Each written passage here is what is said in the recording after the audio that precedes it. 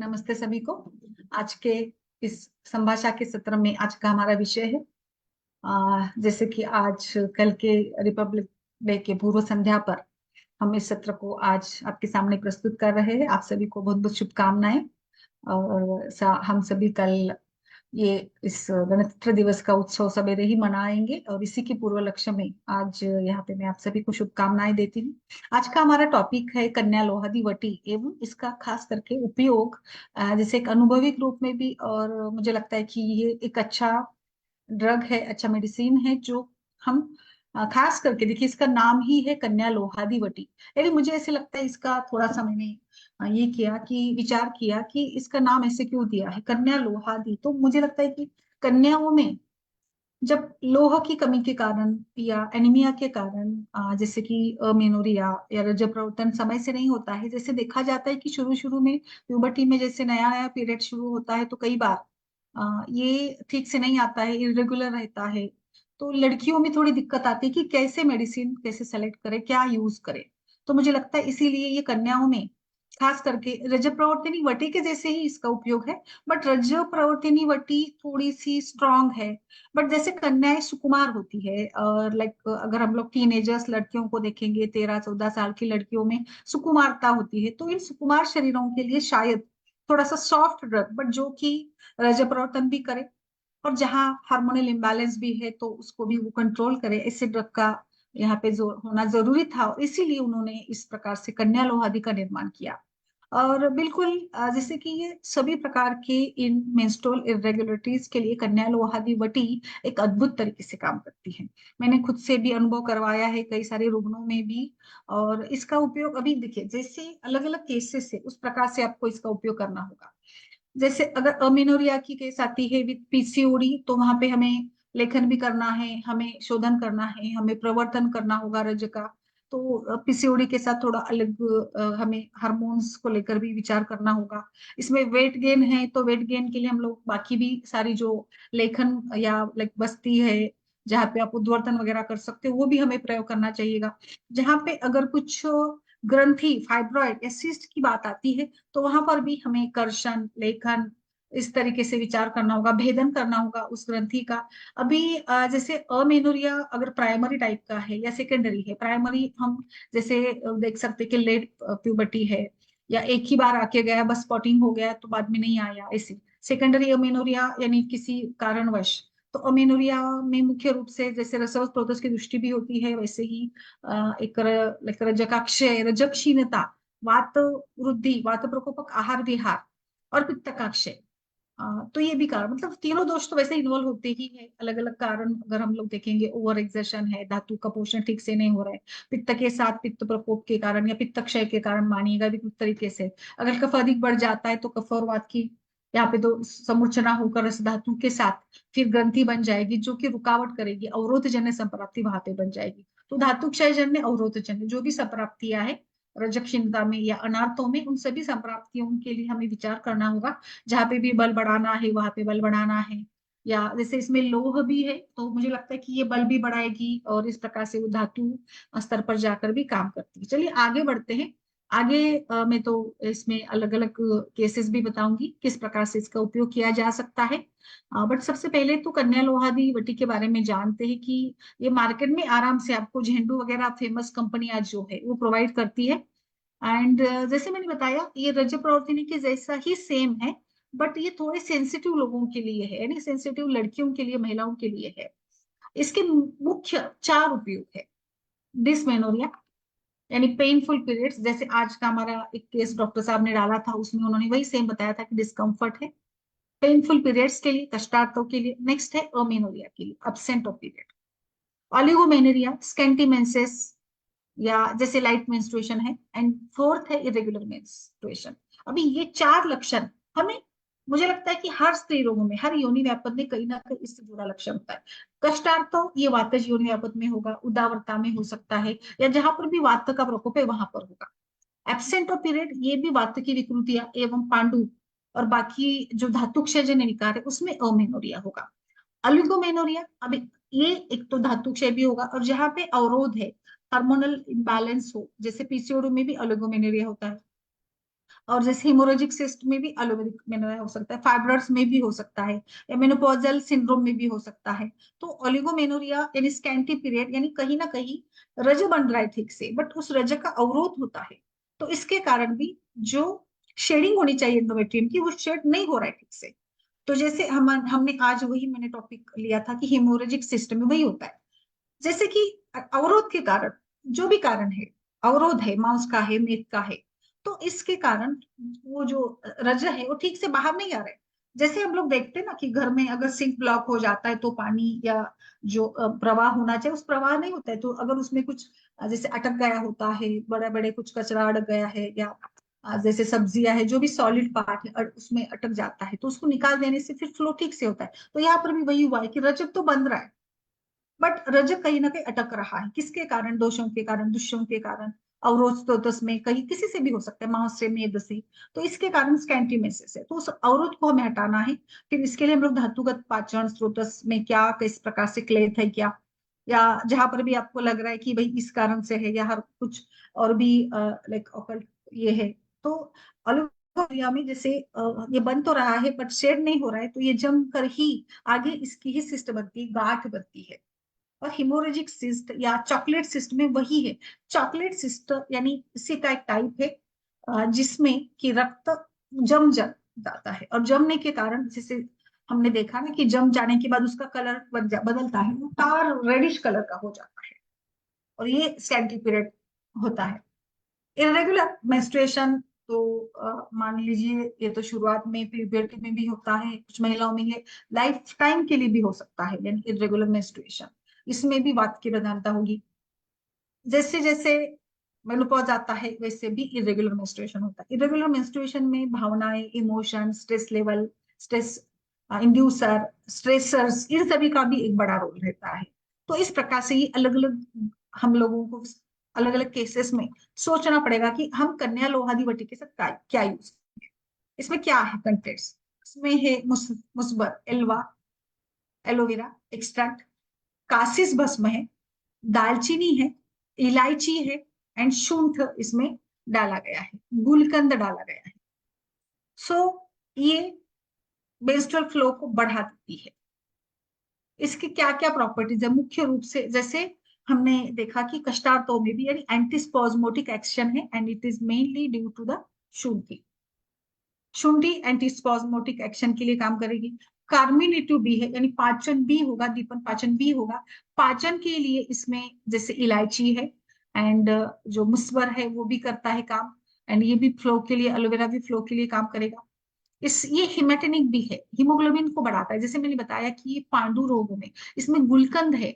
देखिए किस प्रकार से ये फिर एनीमिया के लिए भी और लैक्सेटिव भी माना जाता है। तो मलावष्टंभ के कारण भी कहीं ना कहीं वात को या वात की विकृति में मलावष्टंभ आत्मा नाटक होता ही है। तो इसमें भी हम इसको दे सकते हैं।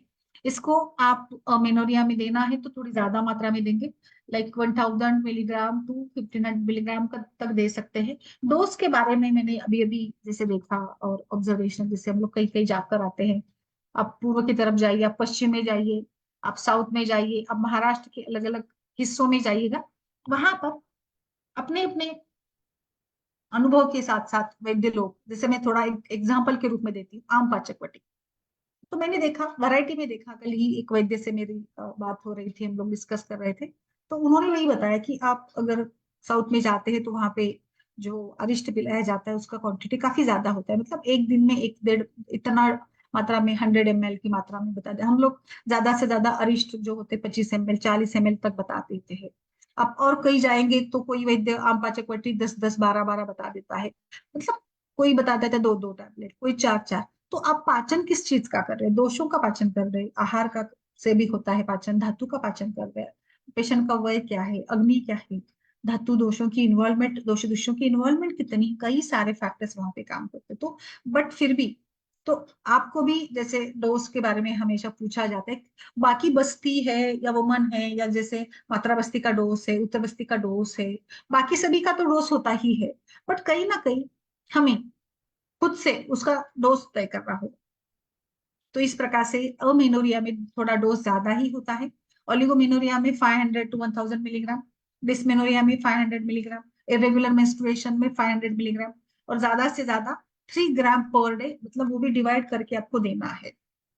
ये आपको बेस्ट है। या आप इसको अलग अलग देखिए, जैसे कष्टार्थ है तो आप इसको सग्रास भी यानी बिटवीन द फूड दे सकते हैं घास के साथ, आफ्टर फूड और बिफोर मील, ऐसे आप दोषों की स्थिति के अनुसार इसको रिकमेंड कर सकते हैं। कन्या लोहादिवटी को आपके जैसे जैसे भी आपके ये होंगे उसमें आप इसका प्रयोग करवा सकते हैं।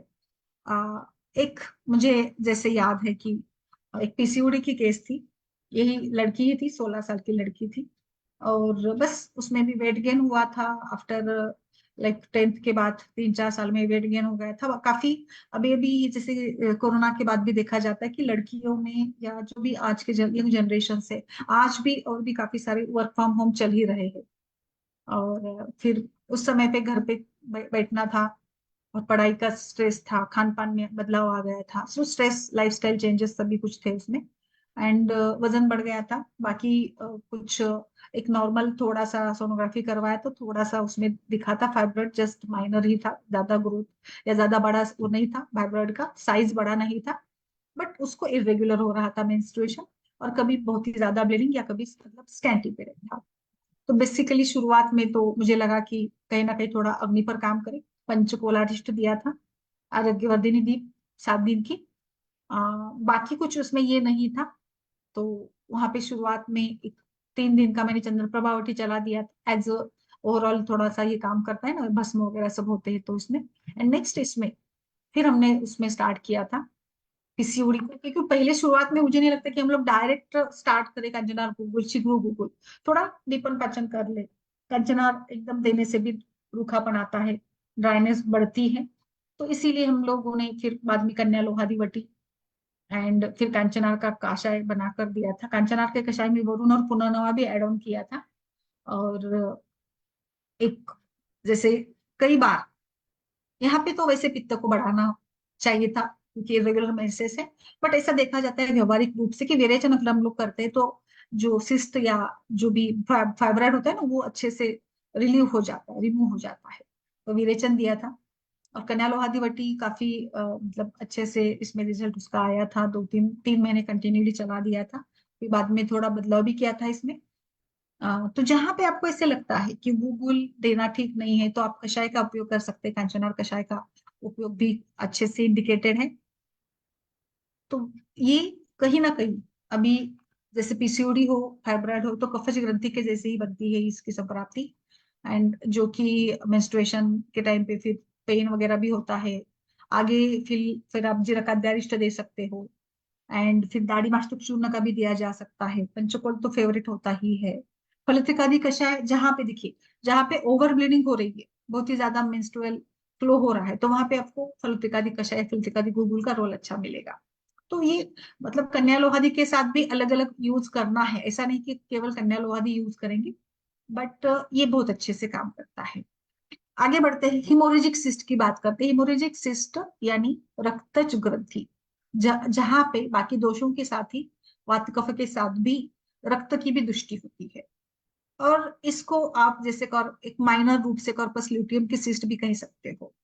इसमें इफेक्टिवली हम लोगों को अगर मैनेज करना है, या जैसे इसमें क्या करेंगे, आप डायग्नोस कर लीजिएगा, आपको पूरा लोग प्रॉपर एग्जामिनेशन, फिर यूएसजी रूटीन, यूरिन करवा लीजिएगा, है ना। एंड इसमें जैसे ये रक्त की दृष्टि का माना जाता है, थोड़ा पित्त शमन भी बनता है ऐसे केसेस में। मेरे विचार से पेशेंट में वैसे अभी अभी मैंने एक प्रोटोकॉल डाला था हेमोरेजिक सिस्ट के लिए, वही मैंने पंच ये दिया था, शुंठी चूर्ण दिया था, और आई थिंक मुस्ता भी दिया था, शुंठी मुस्ता इसे कंबाइन करके, क्योंकि ये मुस्ता धातुगत लेवल पर अच्छा काम करता है पाचन के लिए। तो आप ऐसे भी कर सकते हैं। एंड जैसे कि ये कहीं ना कहीं पित्त का शमन भी करता है, तो आप इसमें कामदूदा है, प्रवाह है, ऐसे भी ऐड ऑन कर सकते हैं। एंड फिर आपको मैंने ये भी इसमें आगे कांचनार का कषाय भी दे सकते हैं, चंद्रप्रभावटी आरोग्यवर्धिनी भी दिलवात है, वरुणादि कषाय भी दिया जा सकता है।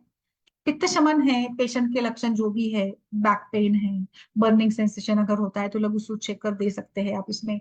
कुछ और भी ऐड ऑन कर सकते हैं, कामदुदा का भी ऐड ऑन करा किया जा सकता है। एक शिवा गुटिका करके भी आती है, वो भी काफी इन केसेस में, सिस्ट के केसेस में अच्छा काम करती है।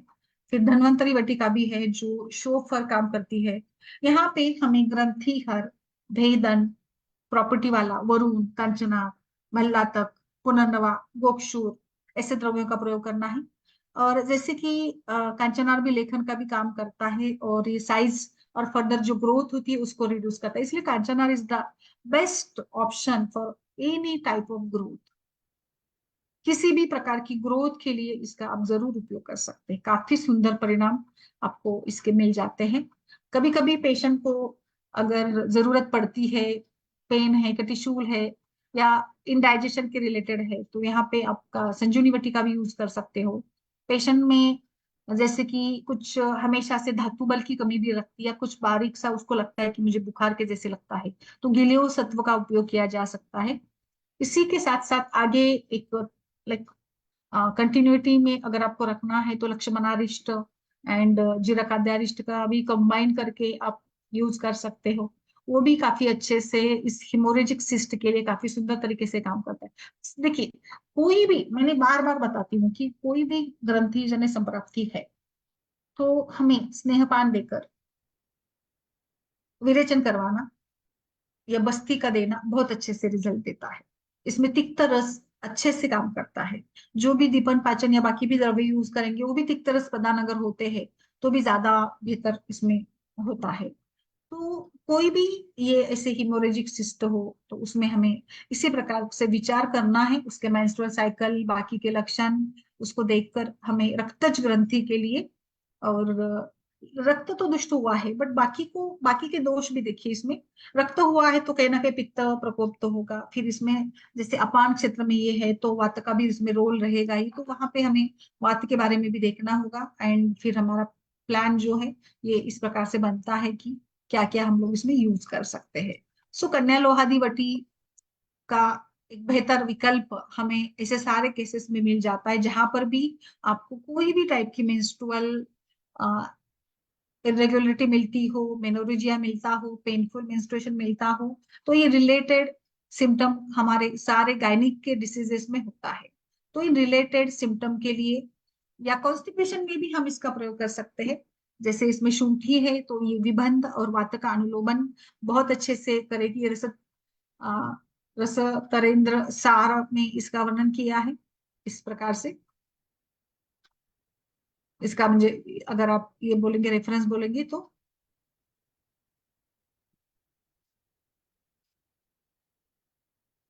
आप सभी से भी मैं रिक्वेस्ट करूंगी, आप में से किसी ने इसका उपयोग किया है तो आप भी अपने अनुभव डालिएगा। डॉक्टर तरुणा जी, डॉक्टर विवेक सर। पीसीओडी में अगर हेयर ग्रोथ है तो मैम बिल्कुल इसके लिए तो कई सारे फॉर्मुलेशंस है। सिंपली आप उद्वर्तन कर सकते हैं, नवसार है, बहुत सारे ऑप्शंस होते हैं।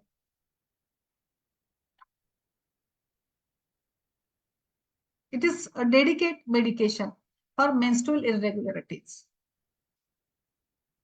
रसतंत्र सार या सिद्ध प्रयोग संग्रह में इसका रेफरेंस मिल जाता है, जो कि अनार्तव, कष्टार्तव, अनियमित अर्थों के लिए इंडिकेटेड है।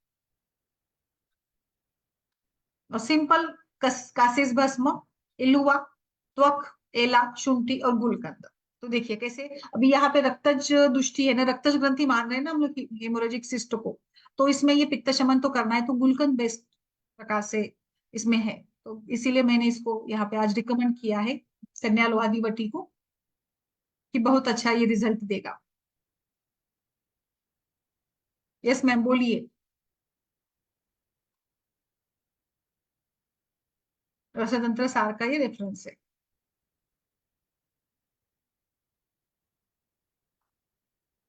तो वक्त एला मतलब बहुत अच्छे से ये करेंगे।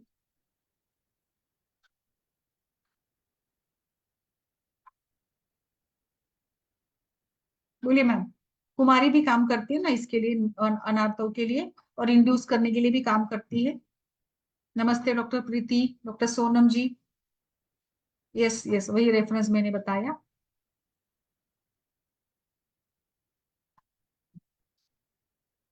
रसतंत्र सार में है मैम ये, और सिद्ध संग्रह में भी है, सिद्ध प्रयोग संग्रह करके है ना, मैंने बीच में इसके ही कुछ ये पढ़ाए थे, कल तो पढ़ाए थे।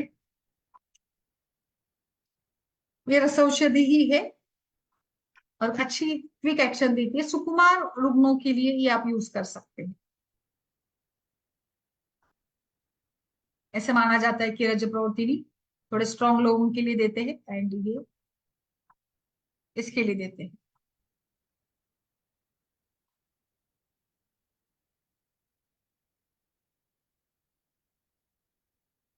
ये वातानुलोमन भी है मैम, करनाल लोहादी जो है ना, शूलहर वात। देखिए ऐसे भी देखा जाता है कि मेंस्ट्रुअल पेन में थोड़ा सा हमने अनुलोमन दे दिया, इवन दो अपने एब्डोमिनल, इस पे एब्डोमिन पर या पेल्विक पर, थाई पर भी अगर कुछ तेल से मसाज करवाया, हल्का तेल भी लगाया ना, तो वात का अनुलोमन होकर पेशेंट का पेन कम होता है। ऐसे भी रिजल्ट्स या ऐसे भी हम अनुभव हमें मिल जाते हैं। बोलिए डॉक्टर गरिमा, डॉक्टर प्रीति, डॉक्टर सोनम कैसी है, बोलिए मैम, आपका कुछ अनुभव हिमोरेजिक सिस्ट का या ऐसे केसेस का।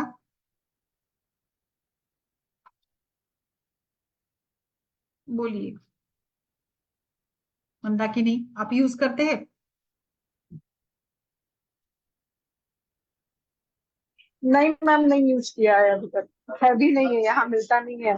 नहीं, झेंडू का है मैम, ये तो झेंडू का तो आई थिंक झेंडू का तो मिलने में कोई दिक्कत नहीं है। नहीं नहीं था मैम, रजा प्रवर्तनी वटी यूज करते थे, ये तो जब से आयु तर्पण पे आया तब से मालूम पड़ा कन्या लोहारी वटी के बारे में। तो अब जरूरत तो पड़ती नहीं है मैम क्योंकि अब ऐसा होता है ना, पेशेंट आते हैं पीरियड या तो विरेचन वगैरह दे दो तो फिर वो अपने आप ही आने लग जाते हैं। जब पड़ती है जरूरत तो जरूर मंगा कर यूज करके देखूंगी। नहीं नहीं नहीं, मैंने बताया ऐसे कि मतलब मिल जाएगी आपको, क्योंकि फेमस कंपनियों के प्रोडक्ट जल्दी मिल जाते हैं ना।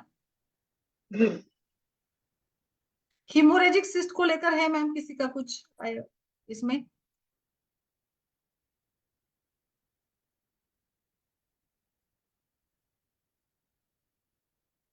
अनुभव?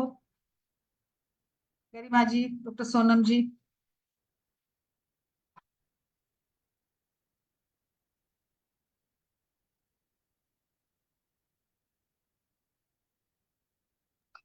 मैम नमस्ते। नमस्ते, बोलिए डॉक्टर प्रीति। मैम मेरा एक पेशेंट है, अभी जस्ट उसको 2-3 दिन पहले सोनोग्राफी आई है, तब उसमें हेमरेजिक सिस्ट आया है, तो मैं इसमें ये वाला चीज अभी ट्राई करके देखती हूँ मैम। यस मैम, थोड़े डिटेल आपने ही डाले थे केस मैम, डॉक्टर प्रीति? नहीं मैम, मैंने अभी नहीं डाला है मैम, डालूंगी, लेकिन मेरा भी हेमरेजिक सिस्ट का है मैम। अच्छा, तो थोड़ा डिटेल बताइए ना, एज और कैसे होता है ना, थोड़ा एज एंड बाकी सारी बातें पता चलती तो मेडिकेशंस के लिए भी मदद मिलती है। ऐसे ही मेडिकेशन दे दे तो अच्छा नहीं लगता।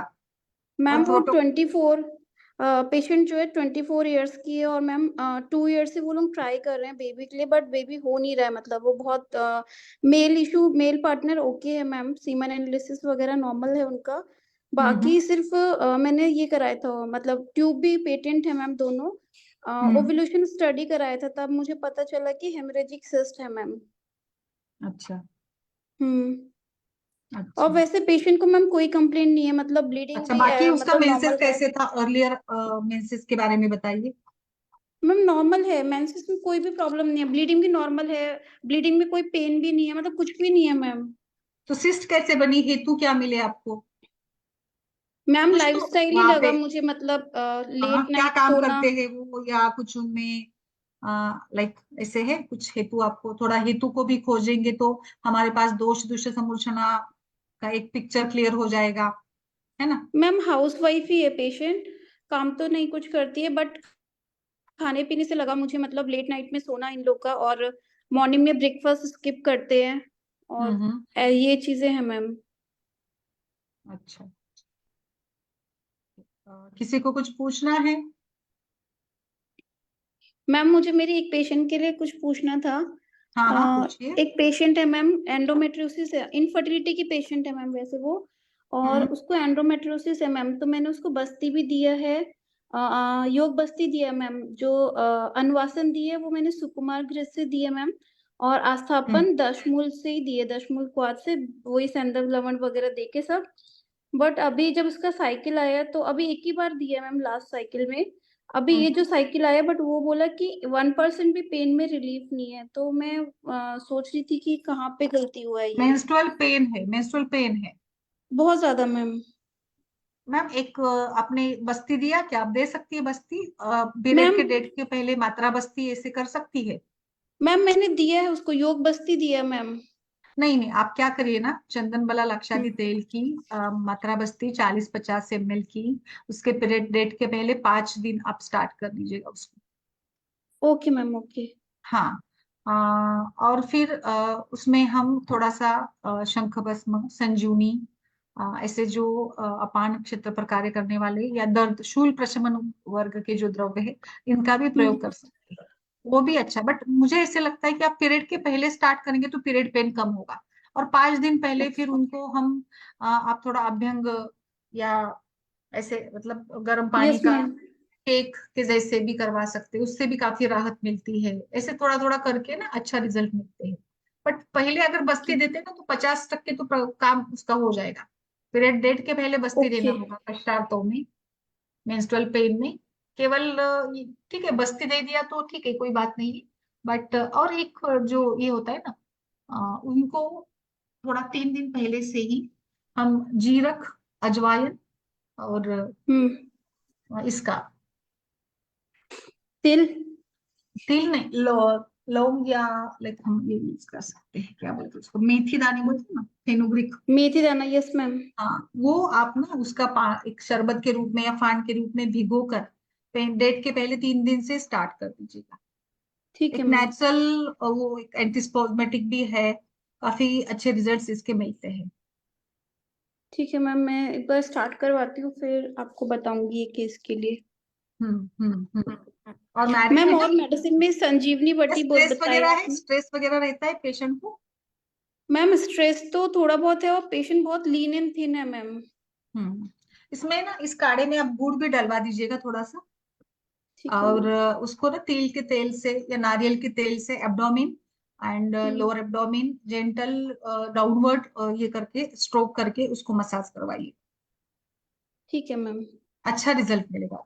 और मात्रा बस्ती से आप मुझे बताइएगा 5 दिन पहले करके आपको कैसे ठीक है। रिजल्ट मिलते हैं, क्योंकि हम ओके लोगों को मैम। भी कैसे से सीखने को मिलता है ना, तो आप जरूर बताइएगा। ठीक है मैम, मेडिसिन में संजीवनी बटी दे सकते हैं, और मैम कोई क्वाथ वगैरह दे सकते हैं, घृत क्वाथ। अच्छा, धन्वंतर कषाय। धनवंतर कषाय, ठीक है मैम। हाँ, यस। और किसी को कुछ सजेस्ट करना है केस में, बताइए। आपका भी कुछ हो तो बताइए, सोनम जी, मंदाकिनी जी, गरिमा जी। हेलो मैम, नमस्कार। नमस्कार डॉक्टर सोनम। मैम वो केस मैंने डाला था ग्रुप में। अच्छा अच्छा, आपका नंबर है वो डॉक्टर सोनम, ओके ओके। हाँ जी, हाँ जी। वो एक पेशेंट थी मैम, जिसकी एज थी 39। हम्म और वो मेरी डायरेक्ट रिपोर्ट ही लेके आई थी। उसको राइट ओवेरियन सिस्ट है, 54x31x42 mm का है। तो आपने वो ट्रीटमेंट, पोस्ट ट्रीटमेंट वाला भी डाला था ना रिपोर्ट?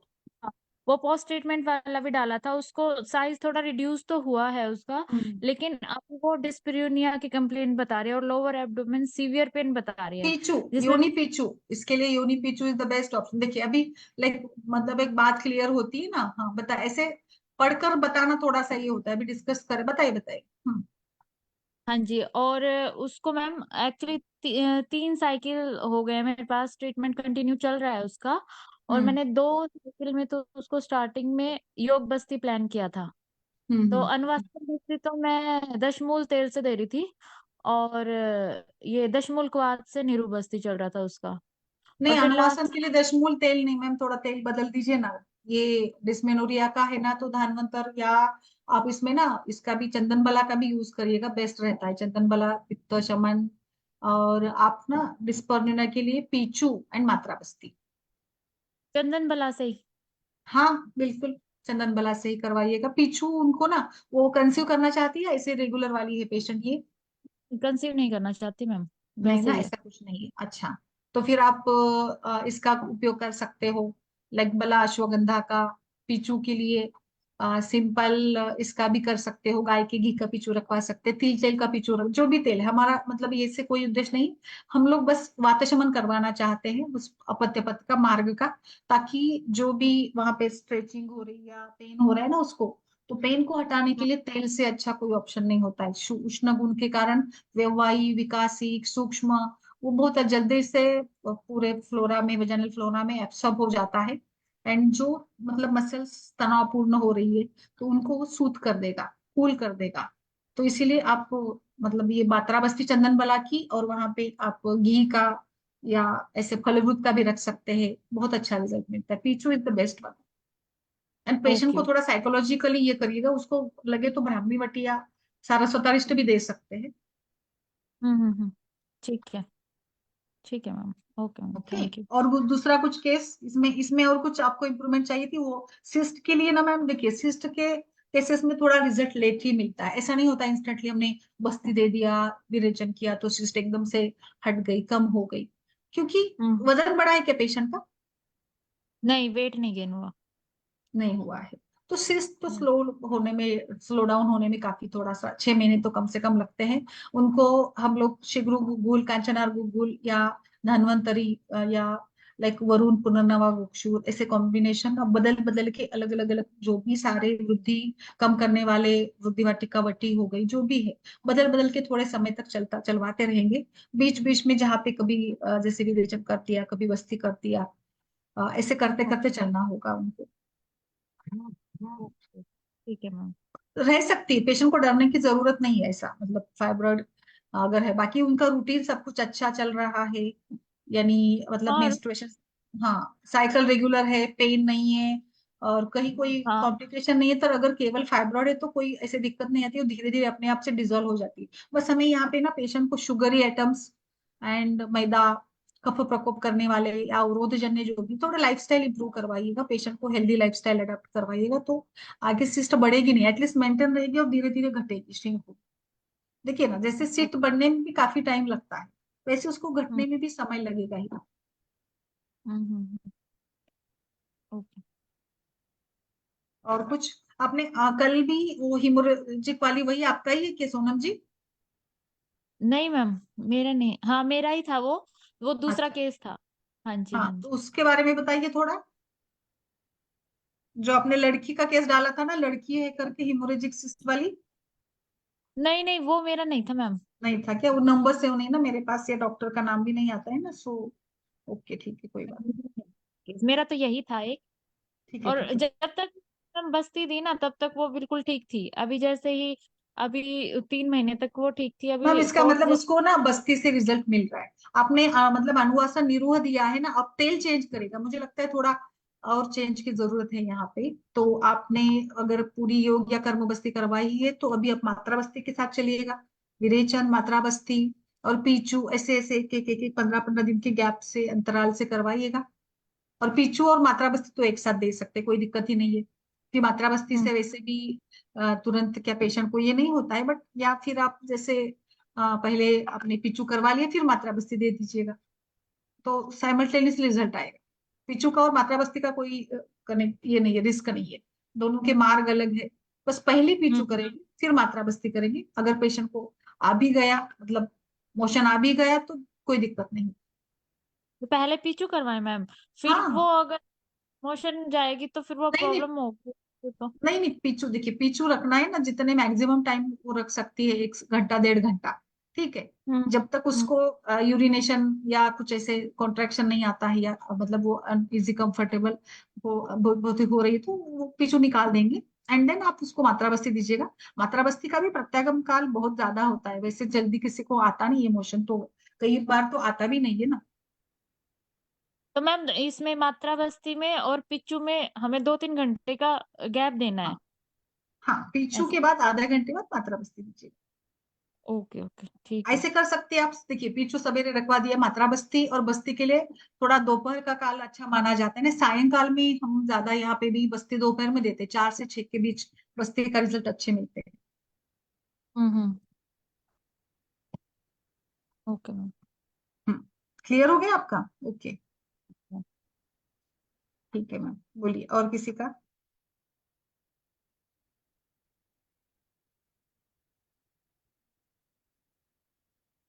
यस।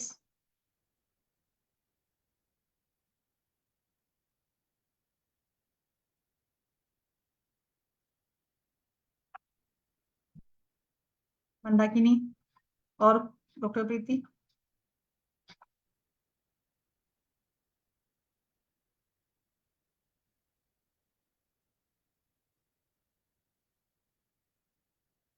यस।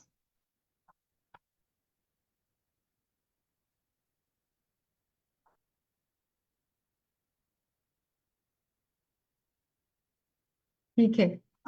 कन्या लोहादी के बारे में किसी का कुछ अनुभव हो तो बताइए। आप भी सारे वैद्य वर्ग जो भी हमारे फेसबुक से जुड़े हैं उनसे भी मैं रिक्वेस्ट करूंगी, कुछ अगर आपका अनुभव हो तो। मैम हेमरेजिक सिस्ट में कन्या लोहादी के साथ और क्या दे सकते हैं? मैम कन्या लोहादी के साथ हिमोरेजिक सिस्ट में आप कोई भी गूगल का कल्प दे सकती है, कोई भी, या फिर कंचना का कषाय भी बनवा कर दिया जा सकता है इसमें। ओके। हाँ, सिस्ट के लिए।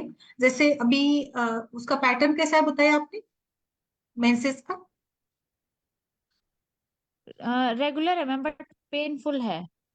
पेनफुल है, और अच्छा। जीरक 7 मंथ आद्यारिष्ट दीजिएगा उनके साथ ना, जीरक आद्यारिष्ट या पंचकोल का चूर्ण दीजिएगा। दोनों भी स्पाज्मोटिक, एंटी स्पॉज्मोटिक है, और पाचन दीपन भी इंप्रूव हो जाएगा। कई बार ऐसे होता है ना कि पेन में इंडाइजेशन भी रहता है पेशेंट को, पेशेंट ठीक से बताते नहीं है ना, कॉन्स्टिपेशन भी रहता है। तो वात प्रकृति के पेशेंट्स में ये ज्यादा संभावना होती है कि उनको पेन रहता है, मेंस्ट्रुअल पेन।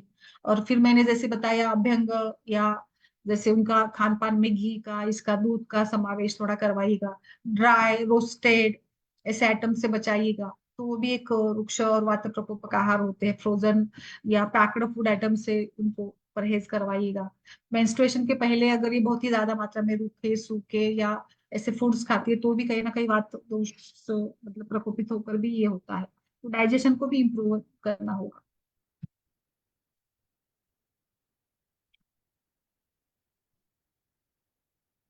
यस, और किसी का कुछ?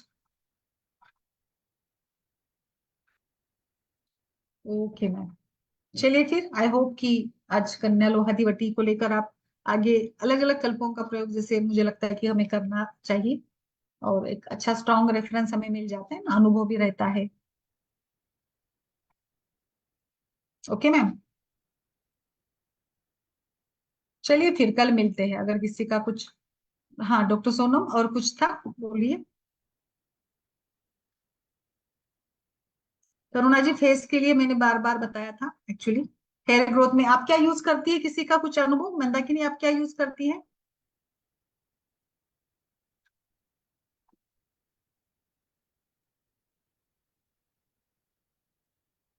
फेस हेयर के लिए?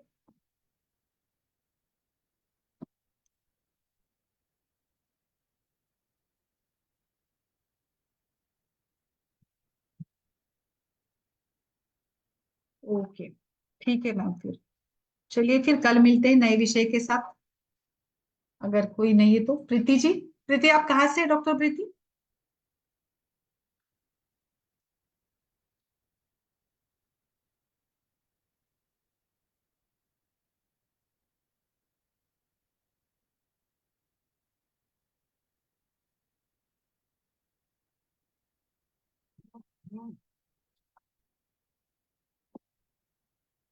यस, डॉक्टर मंदाकिनी जी, आवाज आ रही है?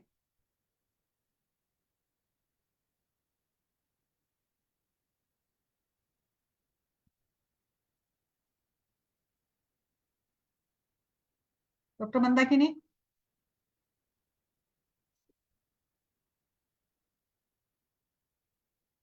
चलिए फिर कल मिलते हैं मैम। ओके, ठीक है, नमस्ते सभी को, थैंक यू।